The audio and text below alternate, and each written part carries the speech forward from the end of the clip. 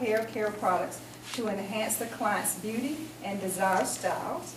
They formulate with highly qualified natural raw materials and use their knowledge in chemistry to create products and appeal to the changing styles of the modern day ethnic men and women. So, Tashni, welcome and thank you so much for coming. Thank you. Thank you for inviting me. All right, so I've done many of these product demos before. So as you can imagine by now, I have met a few clients that have supported our products just through business owners like Anita. So I want to say thank you so much for being one of our distribution venues, and thank you so much for allowing me to present. Okay. What I'm going to go through is what Tea&Honey Blends is all about, how we got started, and then I'm going to go through a few of our products and give you some products education, and I'll do a demo as well on how it is that you can use Tea&Honey Blends to achieve your hair care needs. So as far as what the company is, we are a manufacturer and retailer of natural hair care products, as Anita mentioned. We have a product line of about 9 right now, and they vary in size. So what you're seeing here is our retail products, but we also have 32-ounce sizes and 64-ounce sizes that we primarily sell to salons. So our salons are, of course, our biggest purchaser of 64 ounce, because nobody wants to put a gallon-sized container in their beautiful stores. How did we start? Well, I'm a chemist. I'm a PhD chemist by education. I went to North Carolina State University for my PhD degree, and I went to Shaw University for my undergrad degree, and I'm now a professor of chemistry at Shaw. Chemistry has been my passion. I knew I was going to be a chemist in 9th grade. And I was born in Jamaica and grown in Jamaica, so you know, we had to choose our majors in 9th grade. So it's one of those things where they say, okay, what do you want to be? Scientist, lawyer, artist, or business person? You're like, okay, I do math well, okay, scientist. You know, so that was how it was back in the day, and I was shoveled into chemistry and math and physics route. I hated chemistry. It was one of the most difficult things on the planet. I loved math, and physics was all right, but I was like, what in the world is a mole? You know, I had a hard time with this concept called a mole. My chemistry teacher said to me, you know, what you have is a mental block against the subject, and once you overcome that mental block, you'll be able to understand the subject more. She was right. Her name is Miss McCoy, and I was in high school at the time, and once I understood the mole, you couldn't stop me. So at the end of high school, I was only one of 2 students that passed the end of year exams, which was a big national exam. I was only one of 2 students at our high school that got an A in it. So that just gave me the motivation to study this thing more, you know, and so here I am now with a PhD in chemistry. I've always been an entrepreneur from I was younger. In 10th and 11th grade, we had this thing called sports day at school, where, you know, everybody would be housed in teams, and I was like, all right, I'm not a runner. Usain Bolt, he is like, you know, that's an anomaly, okay? I'm sorry, not all Jamaicans can run. So I was like, okay, I'm not a runner. What am I going to do at this sports day event, you know, to make it all worthwhile? I started selling pom-poms, so I went down to the plastic factory. I got all of their refused plastic, and I was like, all right, let's cut it up. So I got my cousins together, we cut up all the plastic, and I made these pom-poms and started selling them for $10 a piece, right? So that is how I've been all this time. I was voted in high school as most likely to become a market vendor.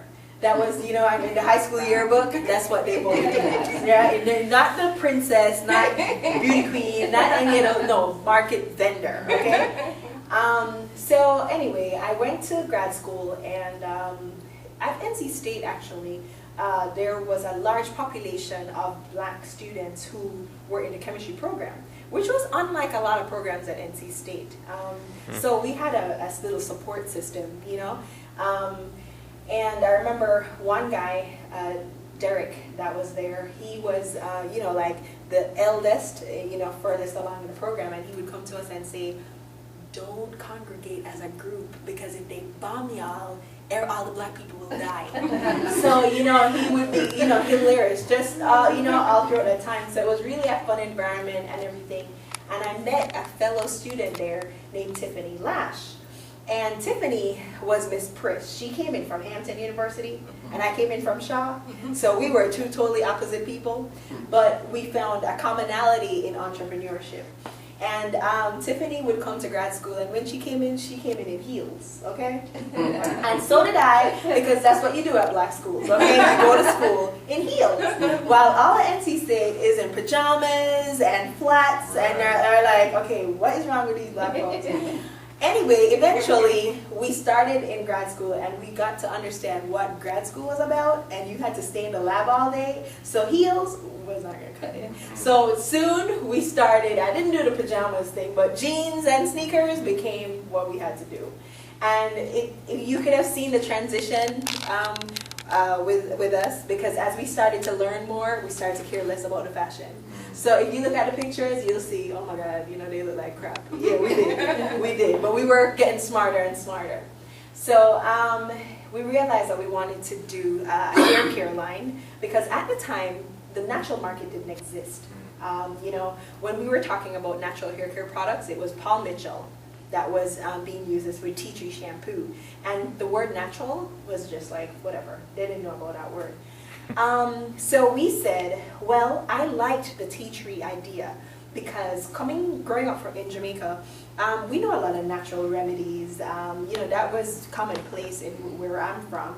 You know, my mom used to go into the backyard, she'd get aloe vera, and she would rub that on my little bald spot that I had when I was 7, because my mom was a beautician as well. I remember eggs, mayonnaise, yucky stuff, all kinds of stuff. And I'm like, oh my God, Mom, please, you know, why do I have to do this?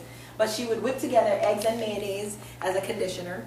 She would do aloe vera as a hair treatment.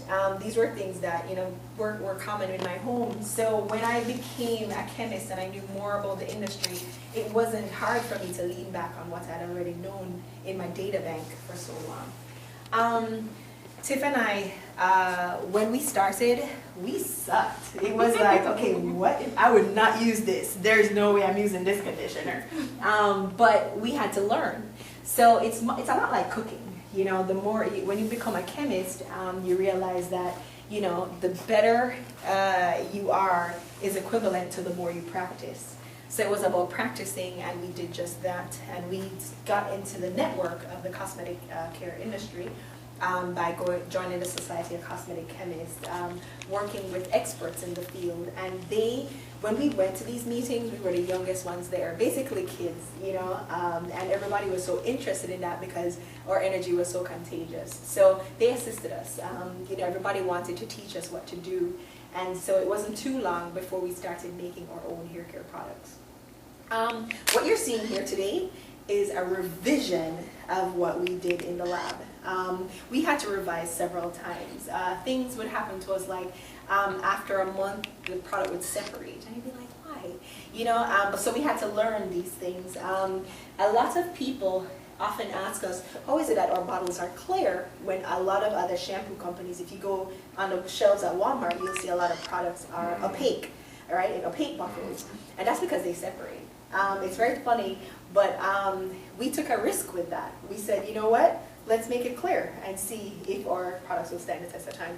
So, and they did. So that was a testament to our ability to make a product that would not separate. Separation is not always a bad thing. Sometimes you have a product separate, and when you shake it, it becomes uniform again. So it really is dependent on what it is that you're making.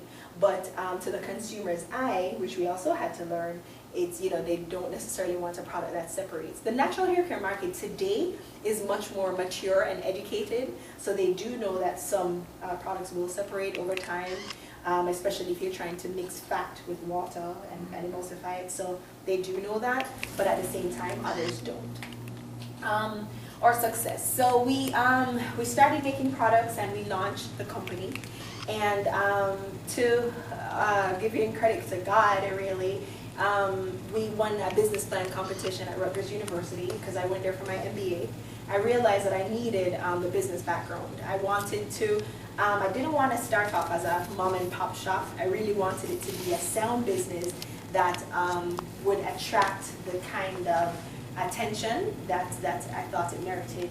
So I did the MBA, and Tiffany went into start her career in science policy, and from there we won a business plan competition. So that was seed money for the company, and then we were able to continue to make products, sell online, develop our website, all that good stuff. So what you're seeing now today is a company who is being courted by Macy's. They brought us in out of 500 companies. We were one of 20 companies chosen to do what was called the workshop. We did that, and it gave us insight into the retail industry, the big mass retail industry. Carol's Daughter is a company that's owned by Lisa Price. She's a competitor of ours. She was there to be a mentor to us. Russell Simmons and Damon John. So all of these people were in the same circle, and to talk to us on a daily basis for a week and let us know how it is that we can make our products attractive for Macy's. So that is something that we have on our table, an opportunity for us. Initially, when we just got it, it was like a dream come true. It was like, oh my gosh, we're here. And then when we started to learn more about what it entailed, because we had to do a presentation for Macy's, and Tiffany and I swore we were going to be right beside Chanel, or right beside, all of the brand names on the first floor at Herald Square, right smack in the middle of New York City. And then we got really an awakening, because we learned that they pay for real estate. These companies, Macy's is not buying their products, they're paying for real estate to be in those situations. So it was really like, okay, do we want to do this investment into a company that is not known for hair care products? So it was really an enlightening moment for us, because then we realized that we also had a power too to make a choice. Like, okay, Macy's, you may not be the best person to sell my product right now. So Sephora may be a better choice for us, so we're working on that relationship as well. To give you a bit more information, it's a growing company. We do tea parties, we do commission salespeople. We have a few salespeople who will go in and sell our products, and they'll get commission that way as well. And we have distribution in beauty boutiques, which you'd consider Anita's store to be a beauty boutique, and in salons. Any questions about our story? That was an amazing story. And went through it in like 5 minutes. 3 years in 5 minutes, right? I have a quick question. Sure.